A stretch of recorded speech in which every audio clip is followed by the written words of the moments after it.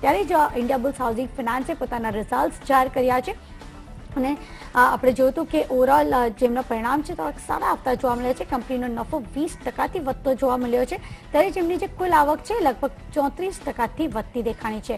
એના પર વધુ વાતચીત કરવા માટે આપણી સાથે કંપનીના ડેપ્યુટી એમડી અશ્વિની હુંડાએ આપણી સાથે જોડાયા છે.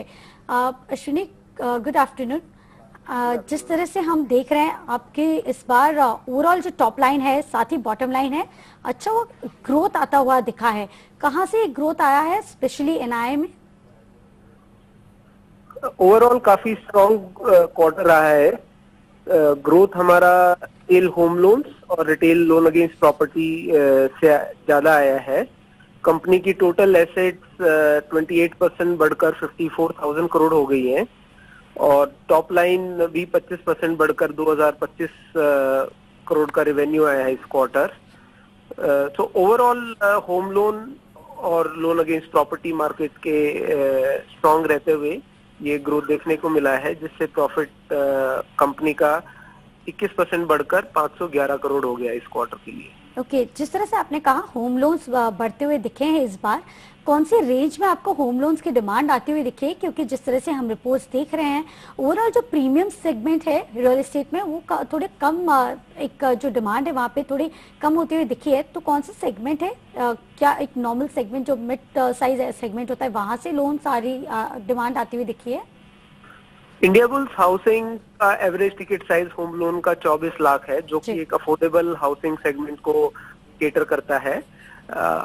आपका बात बिल्कुल ठीक है कि प्रीमियम हाउसिंग की साइड स्लो डाउन है रियल एस्टेट में, पर एक 50-60 लाख रुपए का जो घर है उसके लिए जो होम लोन लिया जाता है उसकी एवरेज कॉस्ट टैक्स के बेनिफिट्स के बाद 5% पड़ती है. एवरेज रेंटल यील्ड कंट्री में 3% है, तो मात्र 2% एक्स्ट्रा कॉस्ट में आदमी अपना घर ले सकता है और यही रीजन है कि काफी स्ट्रॉन्ग ग्रोथ है 50-60 लाख रुपए के घर के लिए और उसी का बेनिफिट हमें हो रहा है हमारी लोन बुक ग्रोथ में. ओके, साथ ही आपके एसेट क्वालिटी कैसी रही है इस क्वार्टर में? काफी स्टेबल देखने को मिली है, तो भी क्या गाइडेंस रहेगा आपकी एसेट क्वालिटी के लिए? एनपीएस कितने रहे हैं और आगे जाके कोई भी एक कम होते हुए दिखेंगे आपके एनपीएस में? हमने मार्केट को एनपीए पर गाइड किया है कि ग्रॉस एनपीए 0.7 से 0.9% रहेंगे और नेट एनपीए 0.3 से 0.5 के बीच में रहेंगे. पिछले 3 साल से हम ये गाइडेंस देते रहे हैं और हमारा उसी के बीच में रहे हैं एनपीएस.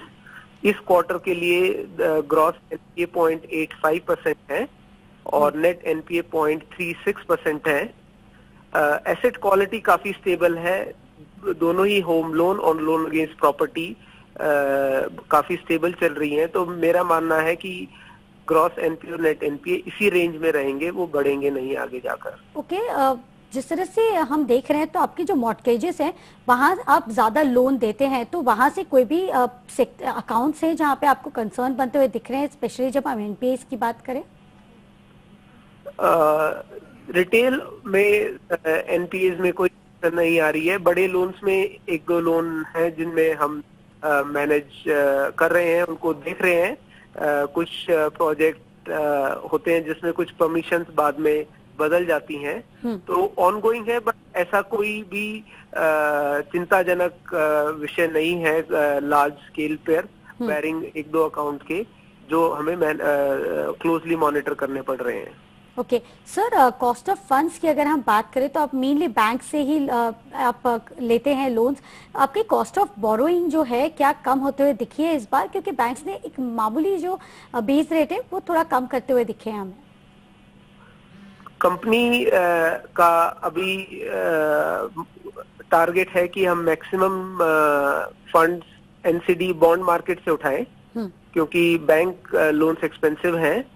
इस क्वार्टर कंपनी ने 99% of its funding, incremental funding bond market से उठाई है, तो मतलब बैंक लोन कोई भी नहीं लिया है इस क्वार्टर के लिए. और यही प्रयत्न है कि आगे चलकर भी हम बॉन्ड मार्केट पे ज्यादा से ज्यादा रिलायंस रखेंगे. कंपनी की लॉन्ग टर्म रेटिंग AAA है, जो सबसे हाईएस्ट रेटिंग है